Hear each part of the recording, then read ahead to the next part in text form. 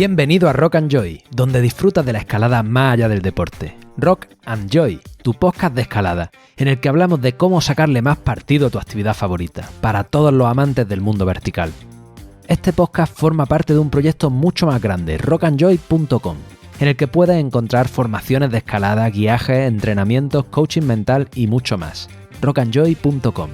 Todos los viernes, desde primera hora, contigo Miguel Sancho.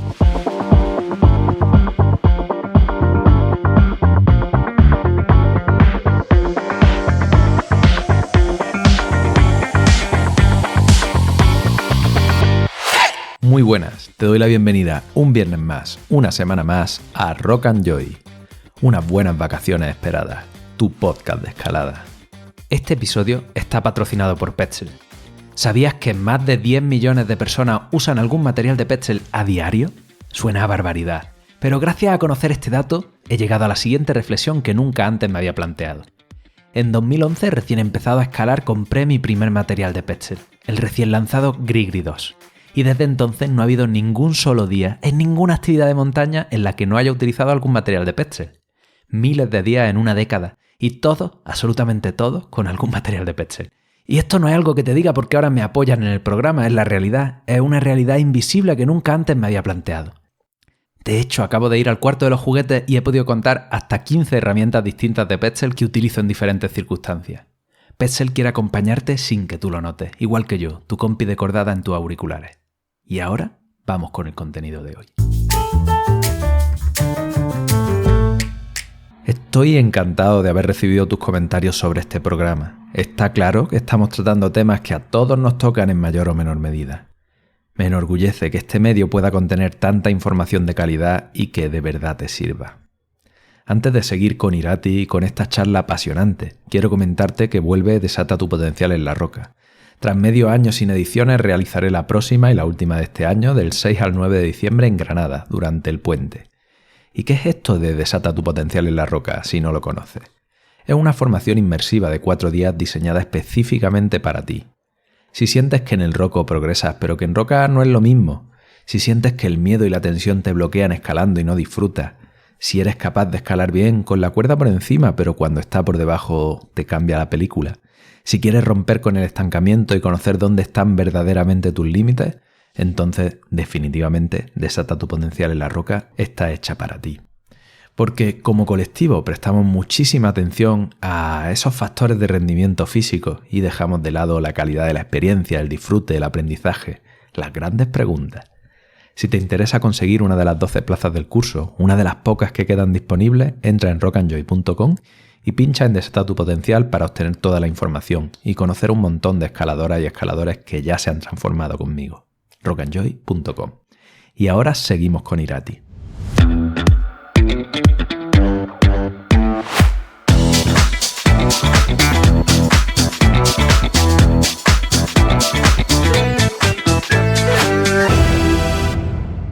Bueno, Irati, le hemos dado una vuelta a tu caso y traías un montón de preparación para hablar en concreto y en general de lo que son los trastornos de la conducta alimenticia. A mí me parecía muy interesante abordar la conversación desde contas quién eres y cómo has llegado aquí, así que bueno, llegado a este punto, venga, vamos a definir en qué consiste concretamente un TCA así en general. Vale, pues los trastornos de la conducta alimentaria son un grupo de trastornos mentales que se caracterizan por una alteración de la conducta alimentaria, ¿vale? Estos trastornos pues, son, por ejemplo, la anorexia nerviosa, la bulimia nerviosa, el trastorno por atracón o el síndrome de ingesta nocturna. Y todos ellos quedan recogidos en el DSM-5, que es el Manual Diagnóstico y Estadístico de los Trastornos Mentales, ¿vale? Donde además de la definición de cada trastorno de la conducta alimentaria, vienen recogidos también los criterios diagnósticos para poder diagnosticar que una persona tiene TCA. Estos criterios diagnósticos nos sirven sobre todo a los profesionales que nos dedicamos al tema para trabajar entre nosotros, ¿vale? Esta definición lo que pasa es que genera dos problemas grandes. El primero de ellos o uno de ellos, es que el hecho de que haya criterios diagnósticos, que es verdad que a los profesionales nos sirven mucho, deja fuera a muchas personas que, sin cumplir ciertos criterios diagnósticos y por lo tanto ser diagnosticado con un TCA en concreto, sí que tienen una relación muy tormentosa con su cuerpo y con la comida, sufren y necesitarían ayuda, ¿vale? Es decir, claro, como yo no entro en el cajón de TCA, no tengo un problema. No, claro que tienes un problema, ¿vale? Y tendrías que ser tratado.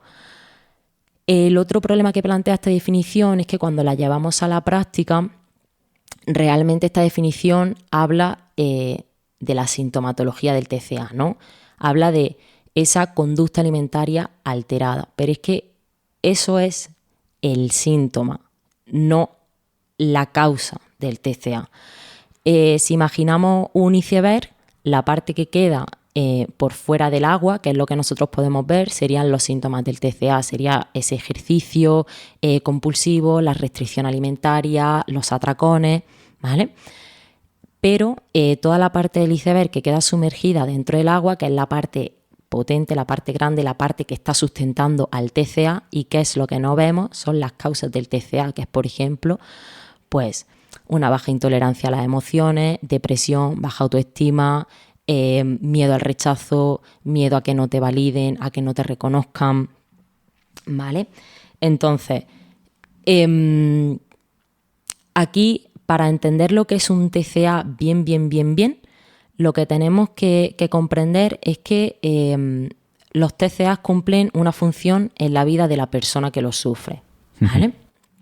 Entonces, un TCA al final es la manera que una persona ha encontrado en algún momento de su vida para hacer frente a emociones devastadoras para las cuales en ese momento no tiene herramientas de gestión. Es decir, la primera vez que la persona utiliza la comida para calmar un dolor emocional, realmente está utilizando la comida como regulación, como un mecanismo de regulación emocional. ¿Qué pasa? Que claro, el cerebro interpreta, vale, comida es igual a bienestar emocional. Entonces, a partir de ese momento, la persona... ¿Comida o no comida? Claro, a partir de ese momento, la persona repite este comportamiento, y entonces cada vez que se sienta mal, ¿qué hace? Recurrir a la comida. Cuando digo recurrir a la comida, es tanto bien atracón. Yo utilizo los atracones como ansiolítico emocional para evadir emociones desagradables y para conectar con emociones agradables, o la restricción alimentaria. La restricción alimentaria se utiliza como anestesia emocional, ¿vale? Entonces, algo que en un principio surgió como un mecanismo de regulación emocional se acaba convirtiendo en algo patológico, ¿vale? La persona, cuando controla la comida y controla el ejercicio y por tanto de forma secundaria está sintiendo que controla su cuerpo, está controlando algo tangible, y eso le da sensación de controlar su vida, de controlar esas emociones que siente, ¿vale? Entonces, el problema aquí es que esa sensación de control, como veníamos hablando antes también, es realmente falso. En primer lugar, es falsa porque tú no te estás encargando de la situación que está provocando esa emoción. Te pongo un ejemplo.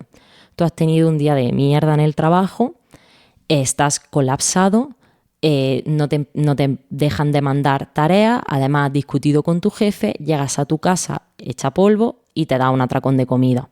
El atracón en ese momento te está generando cierto bienestar, pero realmente no estás solucionando el problema. Solucionar el problema sería pues llegar al trabajo, tener una conversación con tu jefe y resolver aquello que os ha llevado a tener esa discusión, empezar a poner límites en tu trabajo para no estar colapsado, tener una organización en tu trabajo para no llegar a saturar, ¿vale? Eso sería realmente ocuparse de la situación, ¿vale? El atracón simplemente te está dando cierto bienestar momentáneo.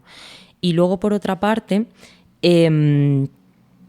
aunque es algo que he dicho anteriormente, aunque nos da una sensación de control, realmente nuestra vida se está poniendo patas arriba. Se nos está yendo de las manos completamente. Bien. No tiene nada de bien, pero es lo que hay. Sí, y es complejo, es muy complejo. Y es complejo. Bueno, pues llegado a este punto me gustaría saber, claro, te he traído aquí, hasta ahora hemos tocado la escalada de forma tangencial, pero ¿qué relación hay entre la escalada y los TCA? O sea, ¿existe realmente un problema endémico dentro de la cultura de la escalada y los trastornos de la conducta alimentaria? Vale. Mira, yo creo que primero para poder resolver esta pregunta tenemos que entender las causas de los TCA, es decir, por qué se producen los TCA. Los TCA al final son enfermedades multifactoriales. Esto quiere decir que se producen por un cúmulo de factores, ¿vale? Entonces, para entender cómo se produce un TCA, yo voy a poner una metáfora o un símil. Vamos a imaginarnos un vaso vacío. ¿Vale? Este vaso se va a ir llenando con una gotita de agua. Cada gotita de agua es un factor predisponente. Un factor predisponente significa un factor que hace más susceptible a una persona de desarrollar un trastorno de la conducta alimentaria.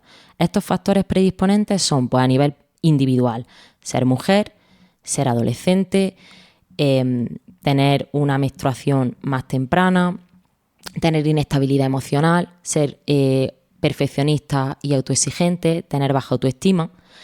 A nivel familiar, los factores predisponentes son, pues, vivir en un hogar donde hay una falta de comunicación o una ausencia de límites, que tus propios papás hayan tenido un TCA o una mala relación con la comida, haber crecido en un ambiente de sobreprotección o, al contrario, de distanciamiento, y que tus padres o tu hermano o las figuras paternas que tengan altas expectativas de logro con respecto a ti, ¿vale? Porque esto te genera mucha presión. Y luego, a nivel social, un factor que te predispone a padecer un TCA, que esto lo sufrimos todos, es vivir en una sociedad donde se elogia la delgadez y se estigmatiza la obesidad. Entonces, ¿qué pasa? El vaso se va llenando, es decir, cuanto más check en todos estos factores que he comentado vayas cumpliendo, el vaso se va llenando de gotitas de agua y llega un momento que el vaso está al borde, ¿vale? La gotita o las gotitas que colman el vaso son los factores precipitantes, es decir, son los factores que disparan la sintomatología del TCA. Estos factores precipitantes son, pues, recibir comentarios o burlas sobre tu cuerpo, cambios corporales que no eres capaz de aceptar, situaciones nuevas que demandan mucha madurez, acontecimientos vitales estresantes y separaciones o pérdidas que generan duelos sin resolver. En este punto es cuando sentimos esas emociones que no somos capaces de gestionar, ¿vale? Que hemos comentado anteriormente, y es cuando la persona, ante la carencia de herramientas de gestión, recurre a lo que puede controlar. ¿Qué puedo controlar? Lo que como y el ejercicio que hago. Entonces empiezo a hacer dietas más restrictivas, empiezo a hacer más ejercicio, ¿vale? Y empieza a aparecer la sintomatología propia del TCA. Vale, de aquí en adelante ese TCA se sigue manteniendo por gotitas que siguen colmatando el vaso. Esas gotitas se llaman factores mantenedores y son los factores que hacen que el TCA se perpetúe. Estos factores mantenedores, pues, son las reacciones que tienen las personas al problema. Por ejemplo, te encuentras con una vecina que hace tiempo que no te ve y te dice: ¡ay, pero cuánto has adelgazado! ¡Qué guapa estás! O sea, esa persona, el TCA de esa persona está interpretando bien, lo estamos haciendo bien. Tenemos que seguir matándonos de ejercicio y tenemos que seguir matándonos de hambre, ¿vale? Luego, por ejemplo, como factor mantenedor también está el aislamiento. Cuando tú con TCA empiezas, pues, a no asistir a planes sociales que implican comida, como por ejemplo una cena con amigos, o a planes sociales que implican exponer tu cuerpo. Por ejemplo, pues dejas de ir a esa salida con la familia para la playa o para la piscina, ¿vale? Al final, tú lo que estás haciendo con eso es aislarte, es decir, te estás encerrando cada vez más en tu TCA y te estás separando de las personas que te quieren y que podrían ayudarte. Otro factor mantenedor son las conductas compensatorias. Por ejemplo, los vómitos, la restricción alimentaria, los ayunos y el ejercicio para compensar, ¿no? Entonces, una vez que hemos explicado cómo se produce un TCA, ahora sí, la pregunta del millón. ¿La escalada produce TCAs? Vale. Yo te respondo ya aquí, evidentemente directamente no, pero sí que va a cumplir unos cuantos de esos checkbox, la cultura en la que vivimos. Exactamente. Como dice Miguel, al final no podemos decir que la escalada por sí sola produzca un trastorno de la conducta alimentaria, porque lo primero que hemos dicho es que los TCA precisamente son enfermedades multifactoriales. ¿Qué pasa? Que la escalada, si se une con el resto de factores predisponentes, precipitantes y mantenedores, sí que puede contribuir al desarrollo de un trastorno de la conducta alimentaria. De hecho, la escalada, como otros deportes, actúa como estos tres factores. Actúa como factor predisponente, ya que al final la escalada es un deporte donde el peso influye en el rendimiento. Entonces, cuando tú asocias que hay un determinado tipo de cuerpo a un rendimiento, tú desde que te inicias en el mundo de la escalada aprendes que tú tienes que estar delgado para escalar más. Y voy un paso más allá. Tú tienes que estar delgado o cumplir con ese prototipo de cuerpo de escalador para que en la comunidad escaladora se te acepte y se te valore y se te reconozca. Y yo creo que todas hemos escuchado los típicos comentarios, por ejemplo, de joder, pues fulanito para el cuerpo que tiene, ¿cómo escala? ¿No? O lo típico de madre mía, pues con esa panza como sube por la pared. Claro, nos sorprende porque tenemos instaurado en la mente que tú para escalar una determinada dificultad tienes que tener un determinado tipo de cuerpo y se nos olvida que la escalada al final, y creo que esto es de las cosas más bonitas que tiene la escalada, es que el rendimiento está influido por miles de factores de los que luego hablaremos. También hemos escuchado el típico, joe, pues fulanita, es que con lo delgadita que está y lo fibrada que está, si se pusiera de verdad, escalaría octavo. Claro, yo a veces me quedo así patidifusa y digo, claro, no importa la técnica que tengas, no importa la estrategia que tengas, no importa la gestión del miedo que tengas, es como, tío, se nos está olvidando todo, o sea, lo estamos reduciendo todo a un cuerpo. Vale, seguimos con los factores. La escalada también actúa como factor precipitante, porque al final la escalada es un entorno donde, quieras que no, en algún momento u otro nos vamos a encontrar con comentarios hacia la comida o hacia el cuerpo. Tanto que nosotros recibamos esos comentarios como que los escuchemos. Por ejemplo, uy, ¿todo eso te vas a comer antes de escalar? O está alguien escalando, se cae, joder, es que tío, es que estoy gordo, necesito perder 5 kilos. Vale. Y por último, la escalada también actúa como factor mantenedor, porque al final en la escalada hay una cultura del peso donde muchas conductas que son propias de un trastorno de la conducta alimentaria se han normalizado. O sea, se ha normalizado hacer dietas súper restrictivas que atentan contra la salud física y mental de la persona por el hecho de que eso te va a hacer supuestamente rendir más. ¿Sabes? Nada. Yo estaba aquí escuchando. Me parece muy interesante. ¿Qué más comportamientos hemos normalizado como cultura? Vale, pues la cultura de la escalada, otras cosas que se han normalizado, pues por ejemplo, premiarse o castigarse en función de si he escalado mucho o poco. Si considero que hoy, aunque no haya encadenado, pero he dado unos pegues donde me he reventado, bicho tío, yo hoy me merezco una hamburguesa, ¿sabes? Es como, ojo, que tú una hamburguesa en verdad te la mereces siempre. Te quiero decir, no hace falta que hagas más o menos deporte, te puedes comer una hamburguesa. Luego, por ejemplo, también hemos normalizado no comer en el sector para compensar lo que una persona cree que son excesos, ¿no? Si yo ayer, por ejemplo, viernes noche salí con mis colegas a tomarme algo y comí lo que yo considero que es de más, hoy el día de escalada aprovecho para comer de menos y así compenso. Luego, por ejemplo, chequear la corporalidad. Son conductas de chequeo, de comprobación. Cuando llegamos al sector nos ponemos el arnés.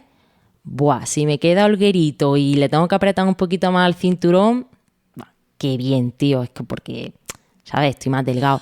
Pero si ya no me queda tan holguero, tío, me rayo, ¿sabes? Luego, por ejemplo, también... espera un segundillo. Que pase el ruido que han llamado y la perra va a ladrar. Pues nada, hecha esta interrupción por el cartero y la perra. ¿Por dónde íbamos? Seguimos Irati? con las conductas que hemos normalizado en la escalada. Eso es, que algunas me las cuentas y digo yo, oye, pues sí, y otras me sorprenden muchísimo, la verdad. Ya, que al final ten en cuenta que lo que decía antes, yo por haber padecido mismamente un TCA y por el hecho de que ahora estoy formada en eso, tengo defecto profesional, o sea, no es que mire con lupa las cosas, pero es que me saltan a la vista todo este tipo de cosas, ¿sabes?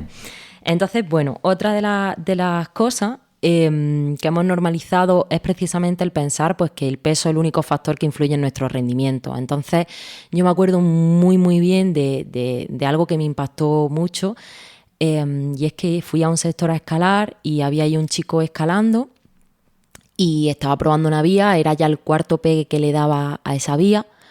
Y claro, yo lo que veía es que se caía siempre en el bloque porque no se paraba detenidamente a mirarlo y a secuenciarlo. Entonces se confundía con los pies y se caía. Y ya el cuarto pegue, todo frustrado, dijo, joder, es que estoy gordo, es que tengo que perder. Bueno, dijo una barbaridad de kilos y claro, yo me quedé así, dije, o sea, no, tío. No estás viendo el problema real de por qué no estás encadenando y te estás buscando otro problema extra, ¿sabes? Otra cosa que hemos normalizado, restringir los días previos a ir a un proyecto para sentirnos más ligeros. Y ojo, porque además esto es súper contraproducente. Aunque tú te sientas más ligero, el hecho de que tú hayas restringido los días previos no significa que hayas perdido grasa corporal. Significa que has vaciado tus depósitos de glucógeno y que también has perdido el agua asociada a ese glucógeno y por tanto has perdido peso. Pero ojo que aunque te sientas más ligero, si tú no tienes glucógeno en los músculos, en el momento que se acabe la glucosa que está circulando por el torrente sanguíneo y tu cuerpo necesite de glucosa, no va a tener ese glucógeno al que accesible, ¿sabes? Porque no hay. Entonces tendrá que tirar de otros combustibles energéticos, pero igual las rutas metabólicas no son tan eficientes. Luego, por ejemplo, el típico, pues mis colegas van a tomarse unas tapas después de escalar, pero yo no voy. Entonces empieza eso, ¿no? El evitar planes sociales que implican comida. Luego, también el no comer antes o después de hacer ejercicio, tener lesiones bastante frecuentes, fatiga casi que crónica, falta de energía, fijarse demasiado en lo que come la otra persona, en el cuerpo que tiene la otra persona, en lo que hace la otra persona respecto a eso, a comida, cuerpo, escalada, todo eso, ¿vale? Y luego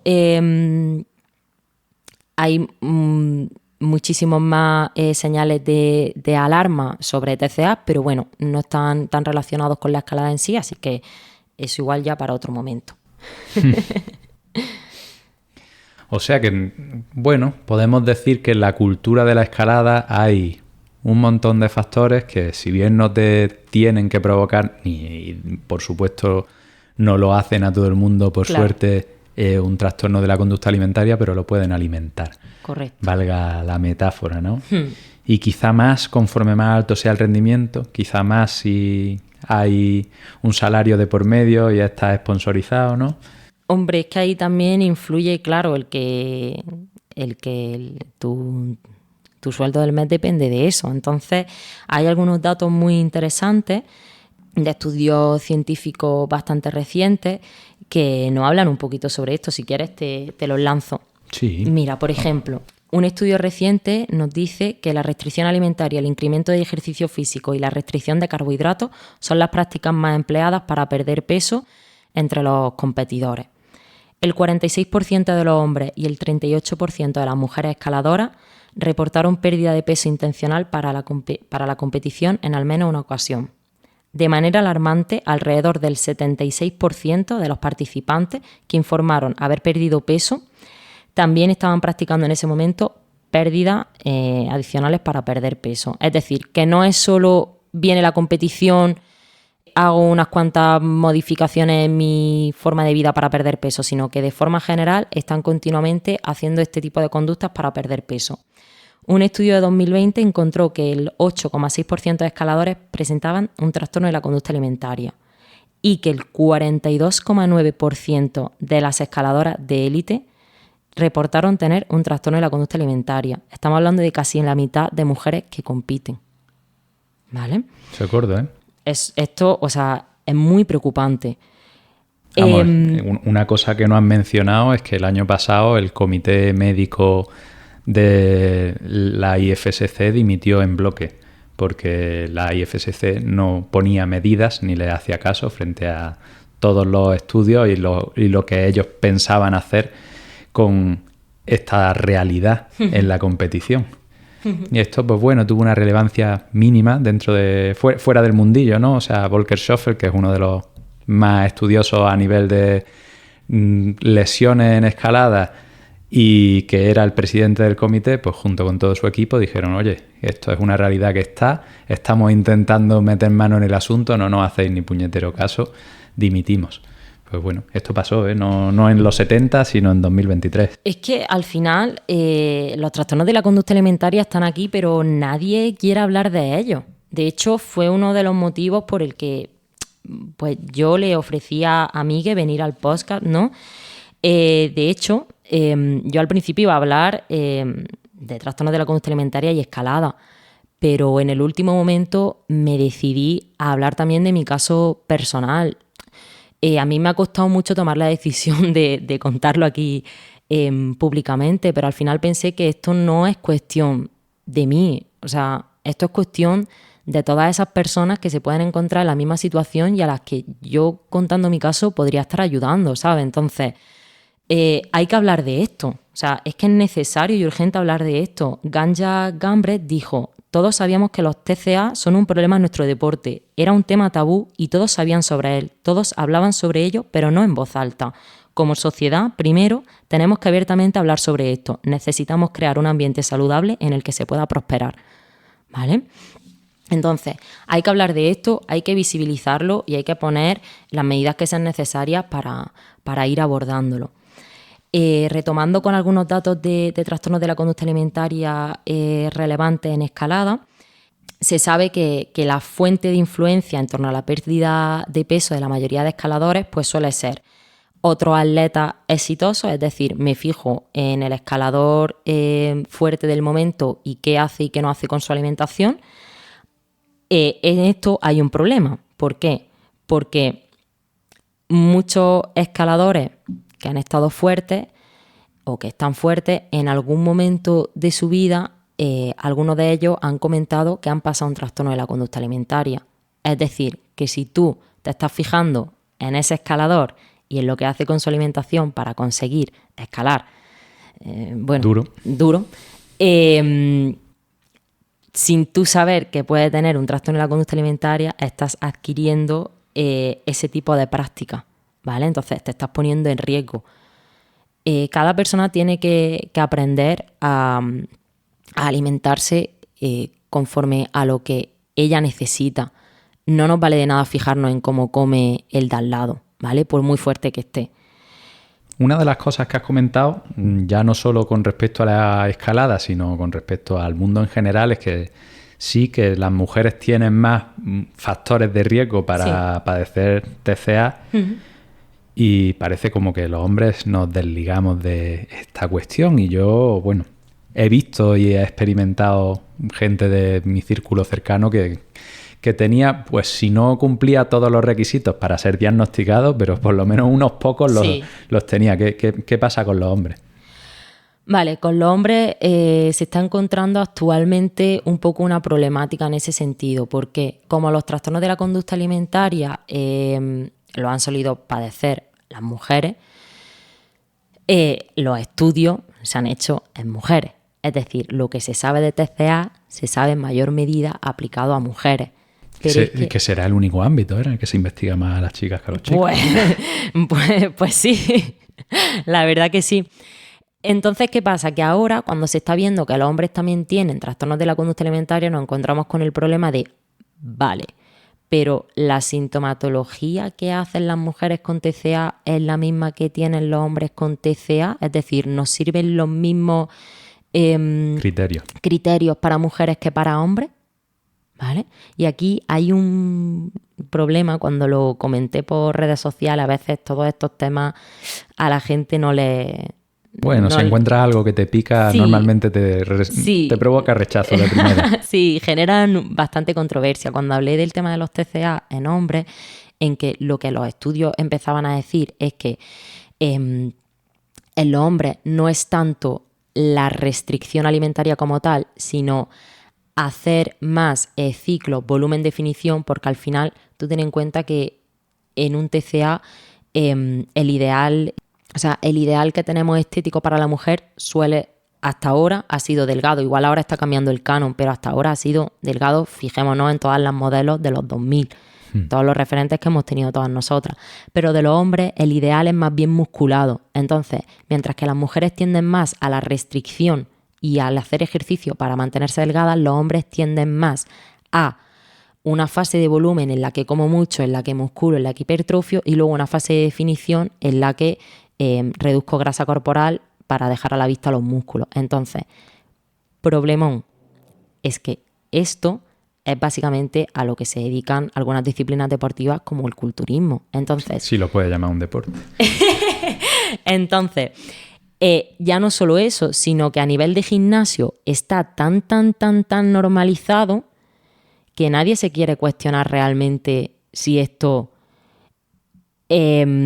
es un TCA o no. Es decir, también aquí, ojo con esto, que una persona vaya al gimnasio, tenga el hábito y quiera hacer su fase de definición y su fase de volumen, no tiene por qué implicar que esa persona tenga un TCA, ni muchísimo menos, ¿vale? Se necesitan muchísimos más criterios para determinar eso, pero que sí que creo que como sociedad nos deberíamos empezar a plantear qué cosas hemos normalizado que pueden ser que no sean tan normales y que no sean saludables. Ey, ¿aún no conoces Climbskin? Sus productos son uno de mis grandes aliados para la escalada. Un kit que no puede faltar en mi mochila. Porque si dedico tiempo y esfuerzo en prepararme, en entrenar, comer bien y descansar mejor para ir a darlo todo en los proyectos, lo último que quiero es que la piel suponga un freno en mi escalada. Y es ahí donde entra Climbskin. Tienen un non-stop kit Welcome Pack, súper fanático, con crema regeneradora para la piel, gel de silicio orgánico para descargar la musculatura, el increíble esparadrapo que es lo mejor que he probado jamás, en serio, con un corta uñas preciso, una lija de madera y un fingercillo. Y todo esto envuelto en un neceser resistente súper chulo que siempre tengo en la mochila. Una pasada para llevar contigo a todas partes, que tienen de oferta en la web y que además, por ser oyente de Rock and Joy, te puedes llevar aún más barato, introduciendo el código JOY, J-O-Y en mayúscula, en el checkout de su web. No te olvides, climbskin.com, climb de escalada y skin de piel, tú juntito.com, y el código JOY, J-O-Y en mayúscula. Bueno, ahí te voy a contar un caso personal que siempre va a ser más fácil que generemos esta empatía. Yo no considero que haya tenido un TCA, pero sí que considero que he caído en alguno de estos factores alguna vez. Y no sé, en concreto yo llegaba a tener buen rendimiento pesando desde un abanico desde los 65 kilos hasta los 78 kilos, sí, porque he hecho muchas cosas en mi vida. Me ha gustado experimentar y bueno, he tenido también la mala suerte de tener algún problemilla intestinal que me ha hecho probar dietas de un tipo o de otro. Uh-huh. No sé, quizá en algún momento asocié un peso de ese abanico de 10 kilos más bajo, claro, a tener buen rendimiento, pese a que con esos 10 kilos he conseguido rendir a mi máximo. Y recuerdo un momento concreto en el que estaba persiguiendo hacer una vía de mi máximo grado, bueno, de hecho la vía más dura que he llegado a encadenar, y una de las cosas a las que en mi estupidez me imaginé que me podía acercar a ese rendimiento es hacer trabajar en la composición corporal, ¿no? Uh-huh. Entonces, primero abordé con un nutricionista pues una fase en la que quería tener más masa muscular, precisamente, uh-huh, y llegó un momento en el que dije, guau, pues quizá la estrategia, lo que me falte para trabajar esta vía sea bajar la grasa. Y además el criterio de decisión para bajar la grasa, que es lo más gordo del asunto, fue una báscula de bioimpedancia que vale 4 pavos, que cuando luego lo he contrastado con hacer unas medidas más precisas de la grasa corporal con picómetro con alguien que sabe, tenía una diferencia de prácticamente el 10%, ¿no? Claro. Entonces, primero, yo soy una persona que tiende poco a hipertrofiar y tiendo a estar delgado, y dentro de ese delgado quizá tengo a tener de forma natural un poquito más de grasa corporal que otros. Eso es que si yo no me cuido estoy en torno al 15-16%, que no es una barbaridad ni mucho menos. Y si me cuido, medido bien, estoy pues en torno al 13-14%. ¿Vale? Pues en este contexto, ese 14-15%, la bioimpedancia mía y la bioimpedancia del nutricionista me estaba diciendo que yo tenía un 20% de grasa corporal. Cuando tú ves una foto de un chico con un 20% de grasa corporal y no se parecía en absoluto a lo que yo veía en mí mismo. Bueno, pues ¿qué hice? Pautado por nutricionista, un ciclo de restricción calórica con el que perdí peso, y en el primer mes me encontré muy ligero y encadené mucho. Pues tío, me lesioné un montón. Claro. Tuve una lesión de poleas, tuve una historia en los codos y tuve, bueno, una vez que me puse malo con gastroenteritis y no era capaz de levantar cabeza de haberme puesto malo, ¿no? Que normalmente en unos días está... Y con el tiempo, esto te estoy hablando hace 3-4 años, pues he visto que realmente aquello fue una estupidez y que hay métodos mucho más interesantes de acercarte a ese piquito de rendimiento del que querías, y en concreto, pues después de eso he trabajado ciclos de hipertrofia en varias ocasiones sin ese ciclo de restricción calórica para buscar la bajada de grasa corporal y dejar que esto suceda, si es que sucede de forma natural, comiendo sano. Y, vale, no está dentro de lo que es un trastorno de la conducta alimenticia, ¿no? Pero está ultra extendido. Sí. Y estamos hablando de alguien que está delgado.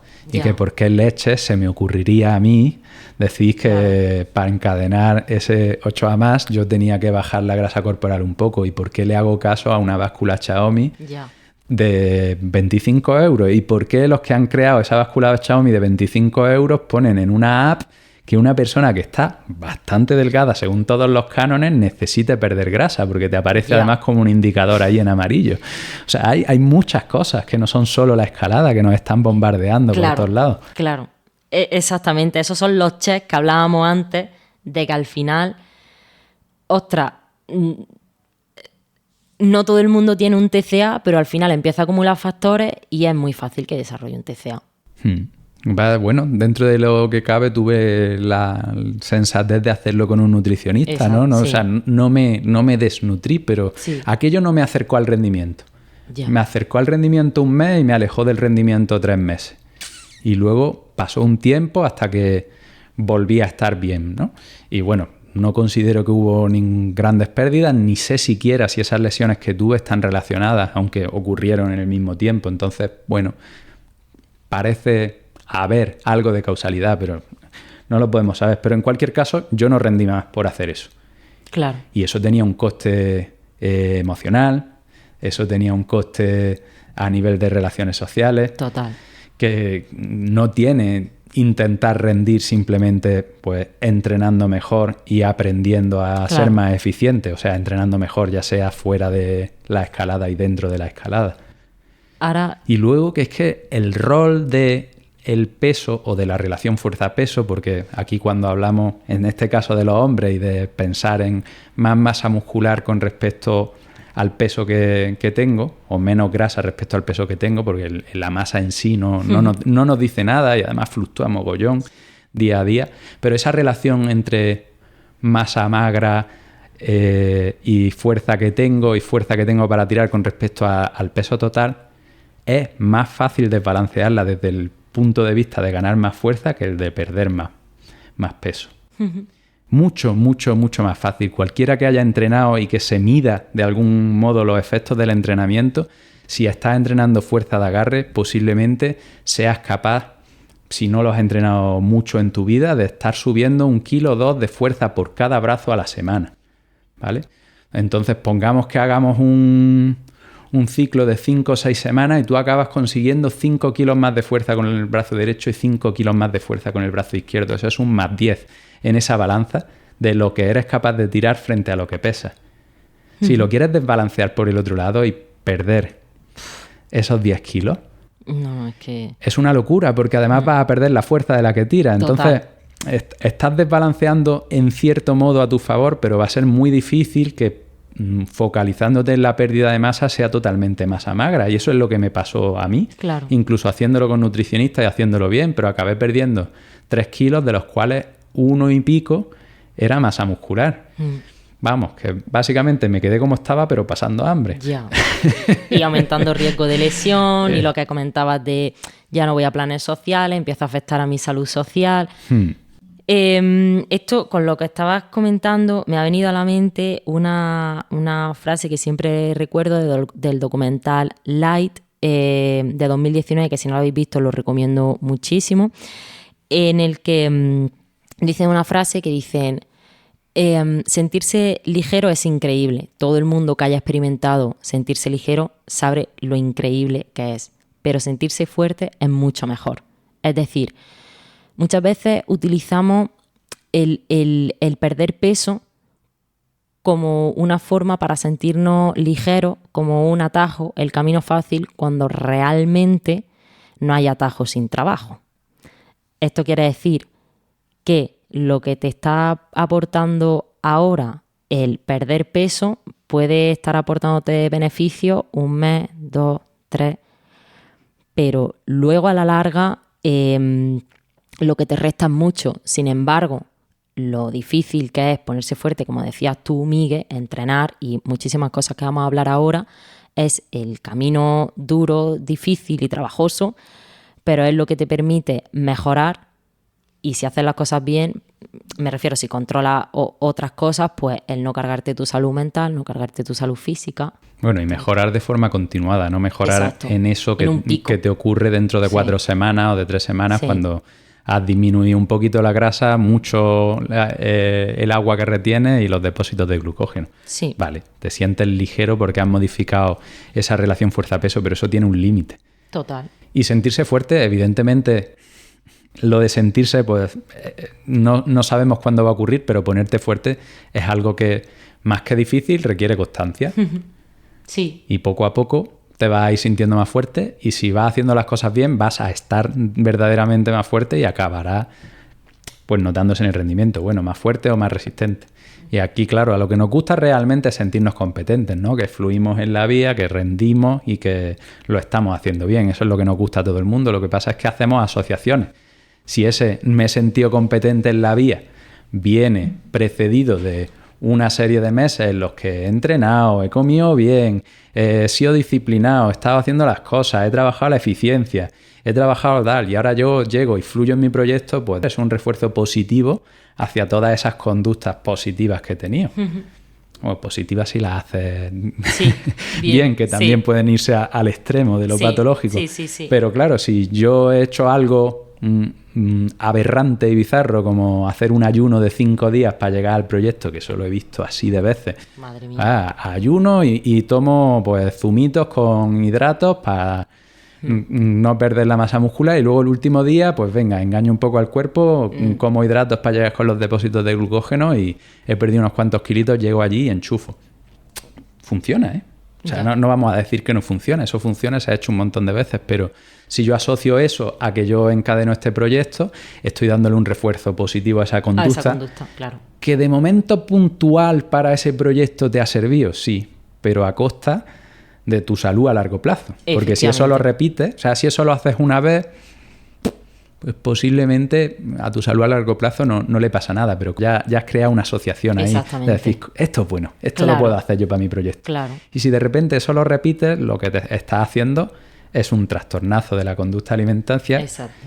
Estás dejando de comer, estás dejando de nutrirte y bueno, lo primero que va a pasar es que tu rendimiento se va al garete, pero eso no es el mayor de tus problemas. Efectivamente. Al final no te vas a poder subir por la piedra que quieres, pero el problema gordo es que te estás cargando tu salud. Eso es.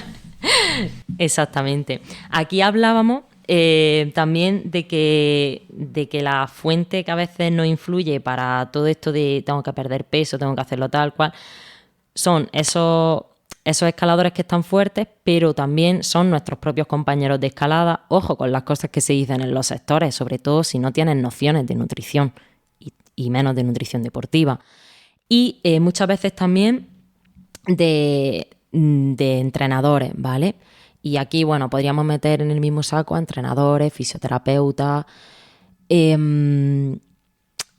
Hay que, o sea, como profesionales... Es que la opinión de un experto es muy fuerte. Claro. O sea, aquí volviendo al caso que yo te comentaba, Miguel con 20 años, le hacen la primera resonancia de su vida, que ya es un choque, ¿eh? Meterte en esa maquinita que tienes asociado a los enfermos de cáncer, ¿vale?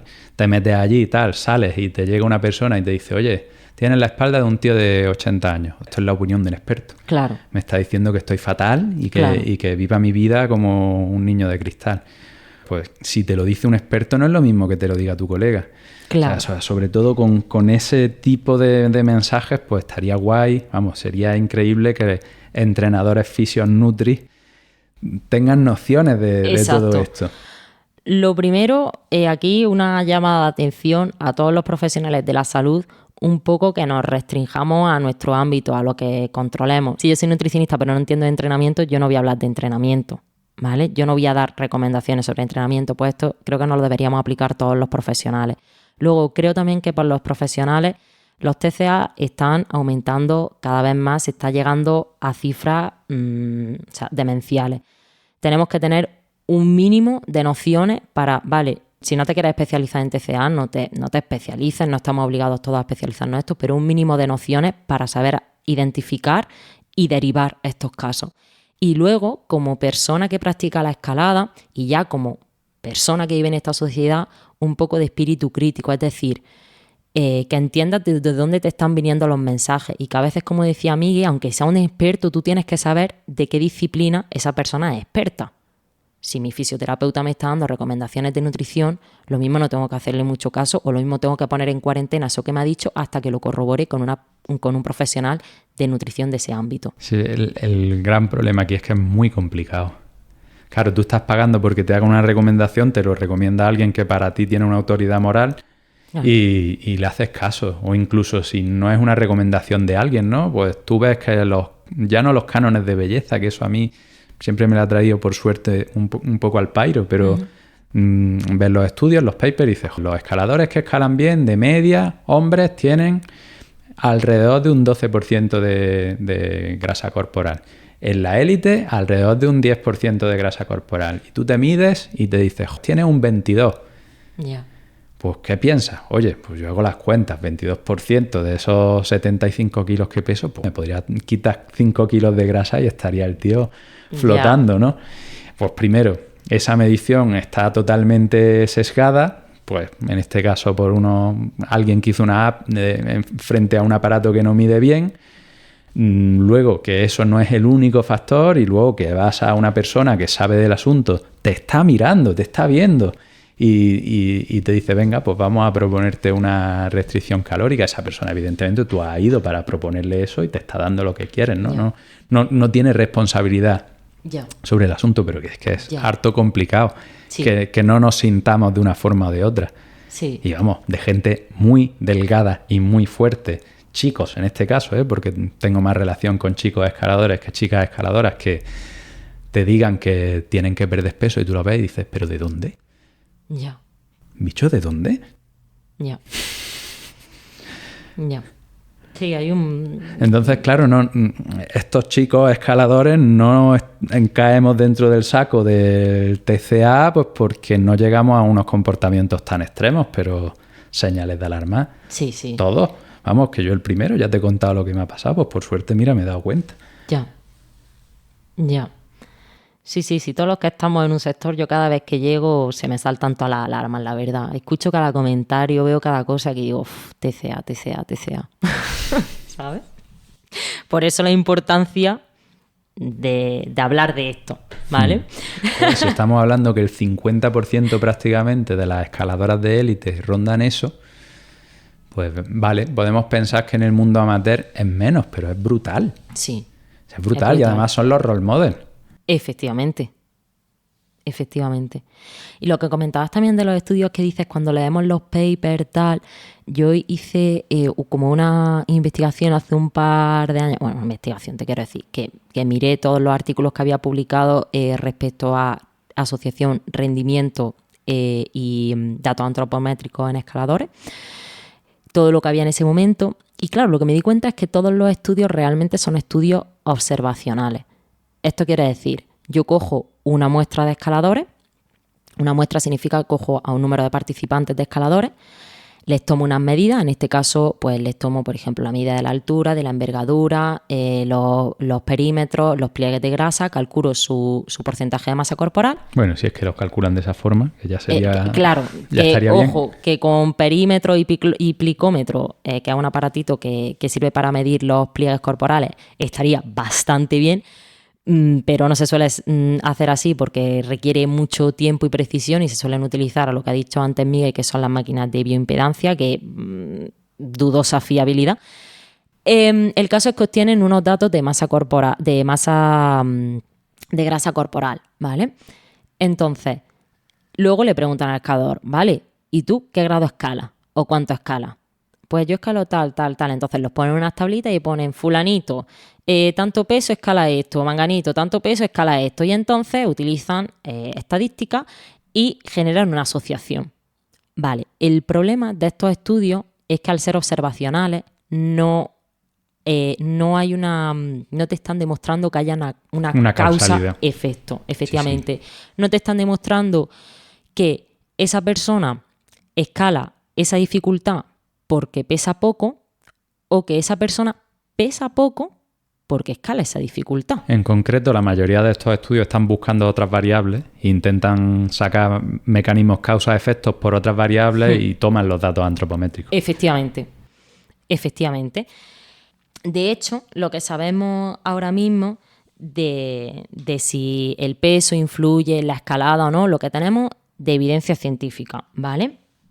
Es que, bueno, como sabemos, pues los escaladores pensamos, ¿no?, que al final si perdemos masa corporal cotidianamente, si perdemos peso y sobre todo si el peso proviene de las extremidades inferiores, de las piernas, vamos a aumentar esa relación fuerza-peso y consecuentemente va a aumentar nuestro rendimiento.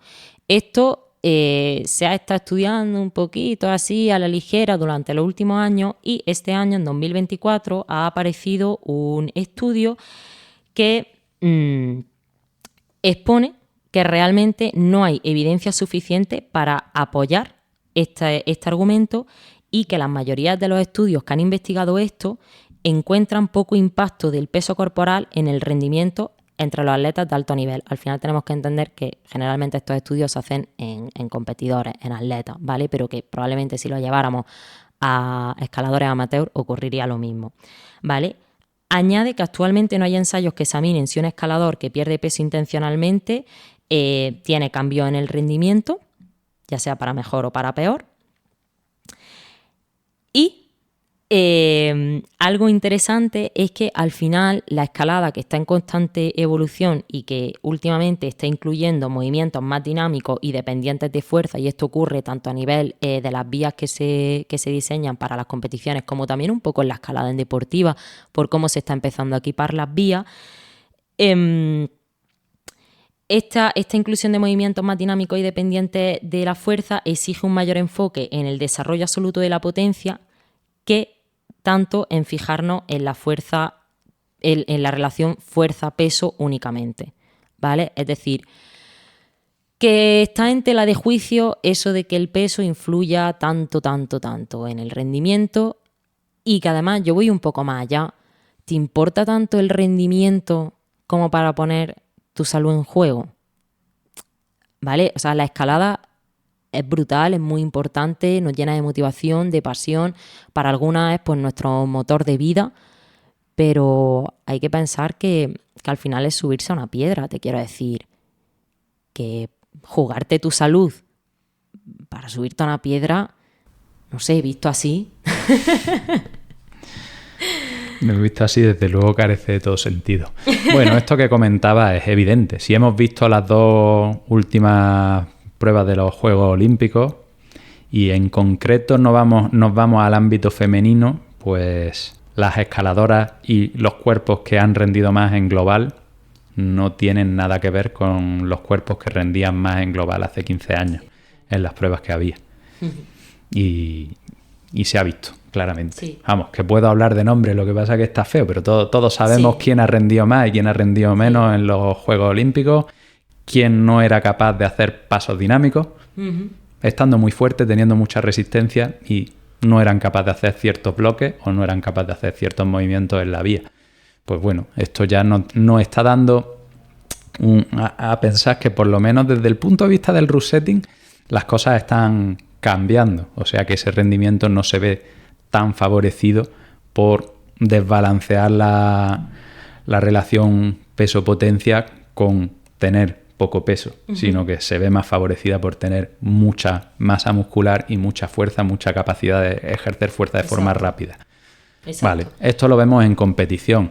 En escalada en roca, pues es que la escalada en roca es tan amplia y variada que también podemos ver esta tendencia frente a la escalada old school de regletas en un plano más o menos vertical, en el que pues, sí se ve muy favorecido el rendimiento por tener poco peso y tener mucha fuerza de dedos relativa, frente a una escalada más moderna, que está más de moda ahora, que es muy física y que requiere de tener un cuerpo fuerte, atlético y más pesado. Y esto nada más que es que lo ves yendo a un sector o a otro, ¿no? Si vas a sectores donde es una escalada física y desplomada, generalmente los cuerpos que ves rindiendo, sean chicos o chicas, son cuerpos fuertes y no ligeros.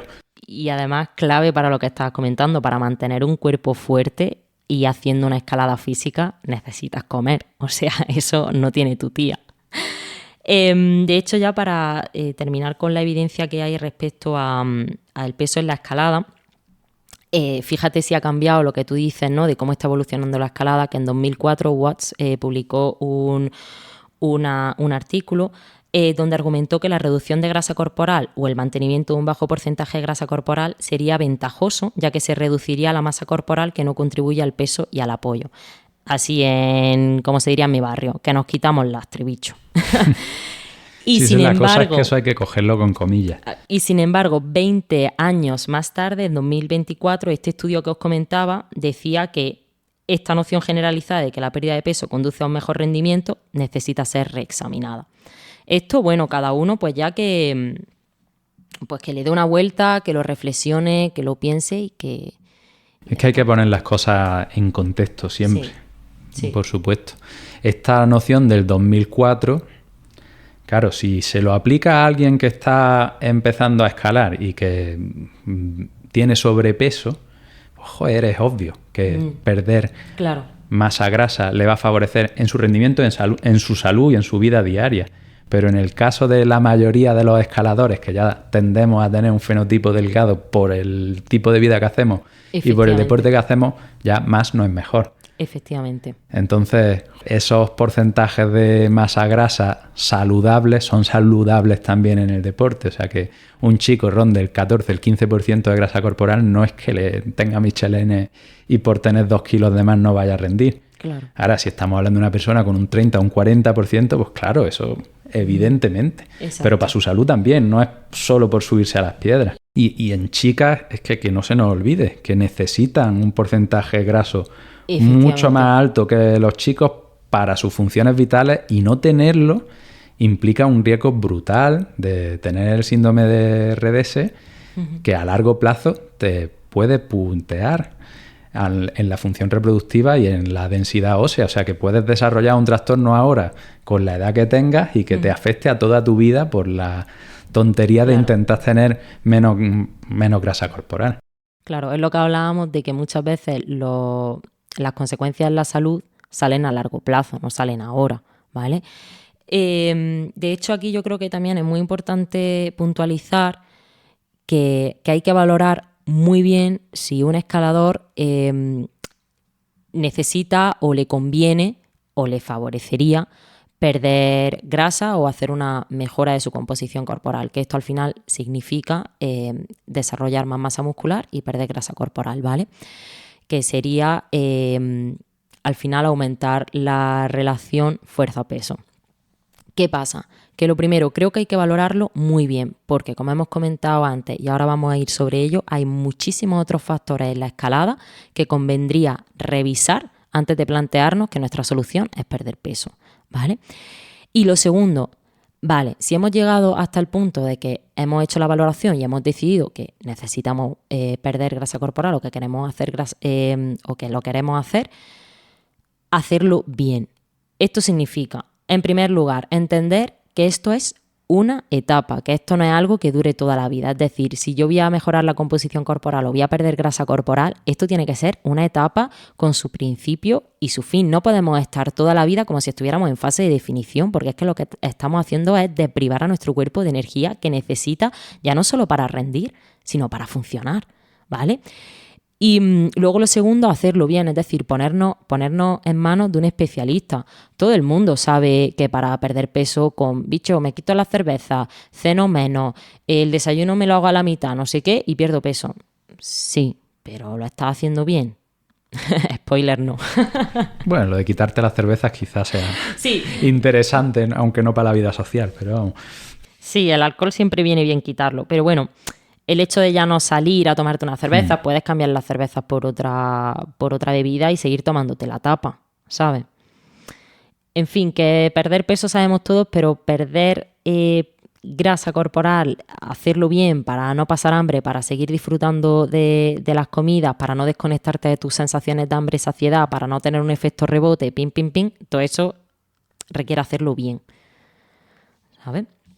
Y si quieres, Migue, como ya yo lo he puesto un poquito aquí abierto el melón, sobre otros factores que influyen en la escalada, podemos hablar, ¿no? Pues de que al final el rendimiento sí está influenciado por el peso, porque bueno, la gravedad está ahí y la escalada consiste en poner un cuerpo con su masa en movimiento en la vertical en contra de la gravedad, pero lo fascinante de la escalada es que no solo depende del peso, sino que depende de muchos otros factores. Ni muchísimo menos. Claro. Entonces, por ejemplo, depende de la estrategia, depende de tu capacidad de sufrimiento en los reposos, depende de tu técnica, depende también de tus emociones, de cómo hayas ido ese día al sector, incluso en general, de tu capacidad de gestión emocional, ¿no? El típico o la típica que no encadena porque se pone nerviosa cuando hace el bloque y se cae. ¿Necesitas perder peso? Amiga, yo creo que no. No, pero incluso si nos vamos a los factores de rendimiento físicos, que tú estás hablando de factores más ligados con la eficiencia, que tienen una importancia enorme, y según el nivel de rendimiento pues tienen más o menos importancia, pero los factores de rendimiento físicos, que son muchos, no todos dependen del peso. No todos dependen de la masa que estés moviendo, y realmente entrenarlos y modificarlos hacia bien, normalmente el camino más efectivo y más fácil no es disminuyendo el peso de la ecuación, sino es aumentando la fuerza. Exacto. O aumentando las adaptaciones metabólicas. Que, bueno, sabemos cómo hacerlo, y si no sabes cómo hacerlo, pues igualmente para eso estamos los entrenadores en este caso, para echarte una mano. O sea que, evidentemente, dentro de los factores de rendimiento físico de la escalada, ¿el peso influye? Pues sí, por supuesto que influye. Es el elemento, ya no te digo que sea más fácil de tocar, no es ni el más fácil, ni el más efectivo, ni al que vamos a acudir generalmente. ¿Se podría acudir? Pues sí, hombre, se podría acudir. Y si lo hacemos, pues que sea como tú dices, ¿no? Claro, haciéndolo bien y porque realmente hayamos descartado que ese sea ahora mismo el factor de rendimiento que tengamos que tocar, ¿no? Cuando hablamos desde el punto de vista del entrenamiento, lo que hacemos los entrenadores, si estamos haciendo las cosas bien, es valorar todos esos factores de rendimiento físico, o los que consideramos que nos toca valorar, más los factores de rendimiento de la eficiencia, y trabajar con nuestro foco puesto en los factores menos desarrollados.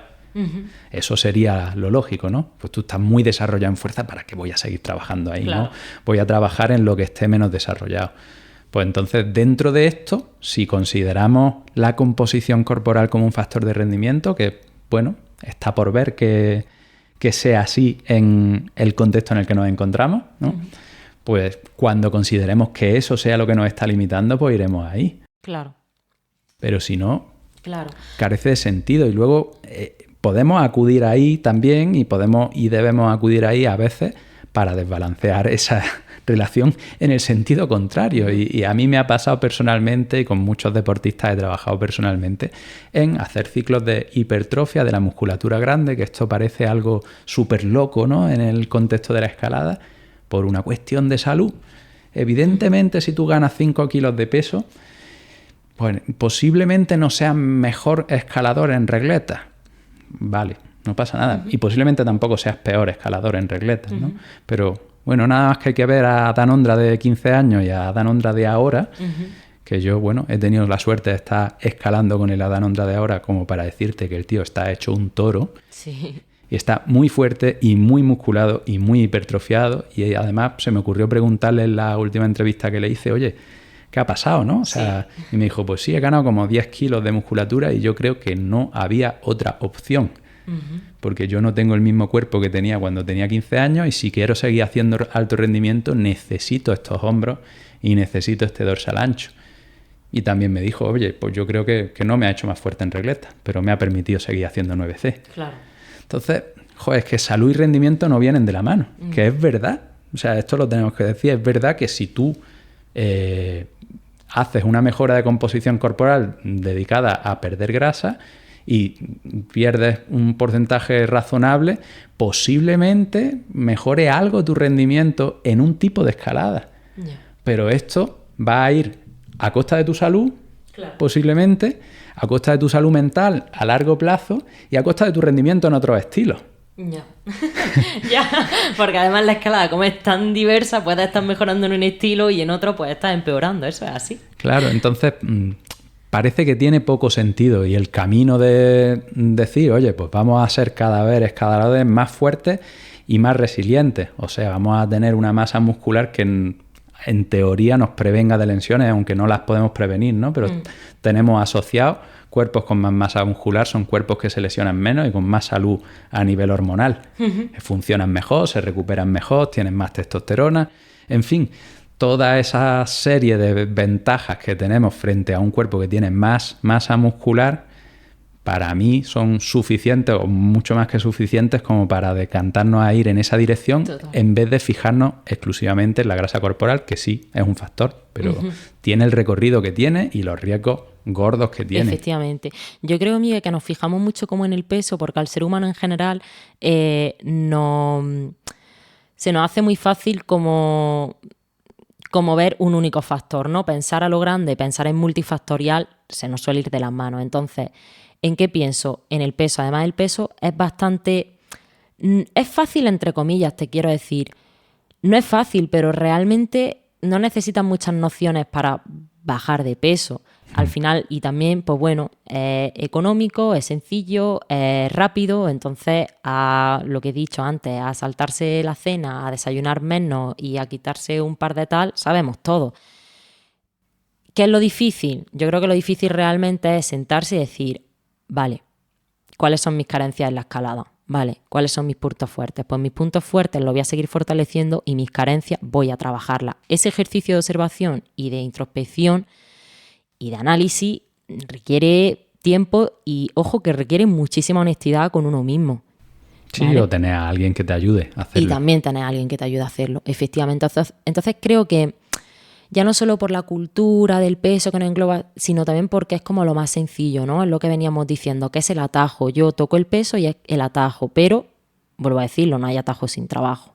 Y al final las consecuencias negativas salen por algún lado. Y con respecto a lo que tú decías también, que salud y rendimiento al final tienen que ir necesariamente de la mano, está claro, es que sin salud no hay rendimiento, al menos a largo plazo. A largo plazo no. A largo plazo no. Y esto la gente lo tenéis que tener muy claro. Si tú pierdes peso, como le pasó a Miguel, igual el primer mes, sí, encadenas, te notas ligero, motivación a tope, pero es que luego se tiró 3 meses con la secuela perniciosa de haber hecho esa pérdida de peso, ¿no? Entonces, que esto no significa que tú ahora vayas a hacer una etapa de mejora de composición corporal o de pérdida de grasa y te vayas a lesionar y vayas a pasar hambre y tal igual, que no, que no significa eso, pero que no reduzcamos todo al peso y que si vamos a tocar factor peso, hacerlo de la forma correcta, Y sin olvidar nunca que si para conseguir un determinado peso o para mantener ese determinado peso yo empiezo a comer menos y siento fatiga, a comer menos y ya me siento desmotivado, disminuyen mis ganas de ir a escalar porque es que estoy cansado. Empiezo a dormir peor, ¿vale? Empiezo a recuperar peor porque mi cuerpo no tiene ni energía ni nutrientes para hacer una buena reparación de los tejidos. Empiezo a alterar mi sistema hormonal. Las mujeres pues se nos empieza a alterar el ciclo, podemos llegar incluso a perder la regla, que esto se llama amenorrea hiputalámica. Los hombres empiezan a disminuirle los niveles de testosterona. O sea, sin eso, o sea, si para conseguir perder o mantener el peso llegamos a todo eso, no hay rendimiento. O sea, en algún momento todo eso se te va a dar la vuelta y va a jugar en tu contra. Tal cual. Tal cual. Bueno, le hemos dado una vuelta importante a todo esto, Irati. Pues sí. Se nos ha ido la cosita ya a casi 2 horas. Pero vamos, yo ya sabía por todo lo que me habían mandado y lo que te habías currado que este podcast iba a ser largo y entretenido. Y no sé, si te queda algo importante en el tintero que consideres que tengamos que tratar antes de darle punto y seguido a esto, porque estás invitada desde luego a venir cuando quieras. Muchas gracias. Pues mira, respecto a lo de sin salud y rendimiento, quiero comentar que tú ya lo has mencionado antes, el REDS o el síndrome de deficiencia energética relativa en el deporte. Esto es un síndrome causado por mantener una baja disponibilidad energética en el tiempo. Cuando la ingesta de energía a través de los alimentos da solo para cubrir el gasto asociado al ejercicio, pero no es suficiente para soportar el gasto energético necesario para la salud, para el funcionamiento y para la vida diaria, se produce una baja disponibilidad energética. Si esto lo mantenemos en el tiempo, podemos desarrollar el REDS. ¿Qué es el REDS? Pues al final el conjunto de secuelas negativas para la salud y el rendimiento. Por ejemplo, consecuencias para la salud: daño en la función reproductiva, deterioro de la salud ósea, osteoporosis y por tanto mayor riesgo a fractura, deterioro de la salud intestinal, del metabolismo energético, de las funciones hematológicas, incontinencia urinaria, deterioro de las funciones neurocognitivas, alteración del sueño, deterioro de las funciones cardiovasculares, de la función esquelético-muscular, interrupción del desarrollo y del crecimiento, si esto lo tenemos pues, por ejemplo en la infancia o la adolescencia, y reducción del sistema inmunitario. Nada, unas cositas leves, ¿no? Claro. Bueno, esta en concreto es de los síndromes que más se encuentran entre escaladoras de competición, dentro de ese casi 40 y tantos % que hemos dicho. Exacto. Y ahora las consecuencias específicas en el rendimiento pues sería: disminuye la respuesta al entrenamiento, es decir, tú entrenas pero no se van a producir esas adaptaciones a ese entrenamiento, disminuye la capacidad de recuperación, disminuye la capacidad cognitiva, que es súper importante al final también en el rendimiento, disminuye la motivación, disminuye la fuerza muscular y disminuye el rendimiento de fuerza y de resistencia. No hay nada positivo. No hay nada positivo. Vale. No hay nada positivo. Lo positivo a priori puede ocurrir en ese primer breve momento en el que has perdido peso pero todavía no han ocurrido toda esta serie de cosas.